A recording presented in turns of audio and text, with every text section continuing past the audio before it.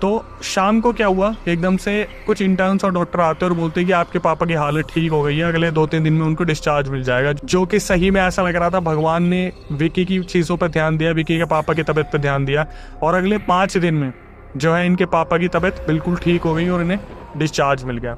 Discharge मिलने के बाद ये अपने घर पे आ गए, और घर पे इनके पापा जो थे वो किसी न किसी तरीके से रिकवरी मोड पे आ गए थे, जहाँ पर उनकी तबीयत अब ठीक होने लग रही थी। लेकिन ये सिर्फ तूफान से पहले की बहुत बड़ी शांति थी।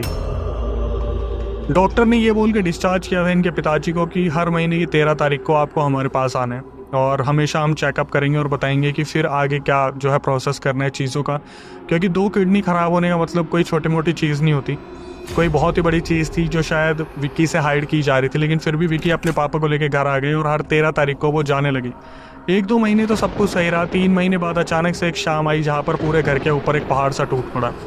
विक्की अपने पापा के पास बैठे हुए थे, दोनों से बात कर रहे थे। इनके पापा थोड़ा बहुत टहल के आए, उन्होंने खाना खाया और वो सो गई। वो जो शाम थी वो इनके लिए कोई आम शाम नहीं थी, क्योंकि वो एक ऐसा दिन था जिस दिन ऐसा लग रहा था इनके पिताजी से इन्होंने आखिरी बार बात की हो।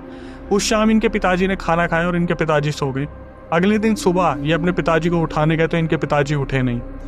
पूरे दिन ये परेशान होते रहे, अलग अलग डॉक्टर्स को बुलाया। डॉक्टर्स ने बोला भाई अभी समझ नहीं आ रहा क्या हो रहा है, शायद इनको नींद की ज़रूरत है, इन्हें नींद लेने दो।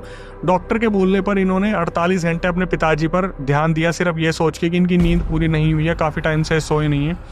लगभग 3 दिन इनके पिताजी बिना उठे बेड पे लेटे रहे। इन्होंने क्या करा, अपने बड़े वाले जीजा जी को बुलाया, छोटे वाले जीजा जी को बुलाया, दोनों बहनें घर में आई। और घर में आने के बाद वहाँ पर रोने का जो माहौल था, मातम सा बनने लगा, जैसे पता नहीं इन्होंने अभी से ही इस चीज़ की आशा छोड़ दी इनके पिताजी कभी उठेंगे। जो बड़े वाले जीजा जी थे उन्होंने देखते ही बता दिया कि यार तुम्हारे पापा के साथ कुछ तो गलत है, ऊपरी कुछ है, तुम एक काम करो किसी महाराज या किसी भक्त को ढूंढो जो इस बारे में कुछ बता सके।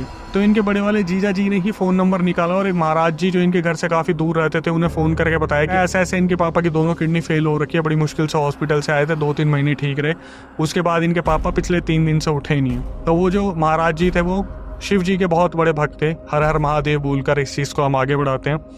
तो महाराज जी ने बताया कि कभी कभार ऐसा होता है कि भगवान जब अपने पास किसी को बुला रहा होता है तो उनके कर्मों की वजह से थोड़ा सा तड़पना रह जाता है। इसके बाद जो महाराज जी था उन्होंने बताया कि आपको 2 लीटर दूध लेना है, उसमें हल्दी मिलानी है और 11 कमल के पत्ते, 4 आपको जो है बेल पत्र लेने हैं, एक धतूरा लेना है। उस धतूरे को और इन सारी चीज़ों को ले जाकर मंदिर में चढ़ा देना शिव जी के आगे और हाथ जोड़ लेना और शिव जी से बोलना कि अगर आपको हमारे पिताजी को लेना है तो आप ले लो, उन्हें ऐसे तड़पाओ मत, वरना इस ज़िंदगी में एक मौका मुझे दे दो कि मैं आपकी भक्ति कर पाऊँ और अपने पिताजी को संभाल लूँ।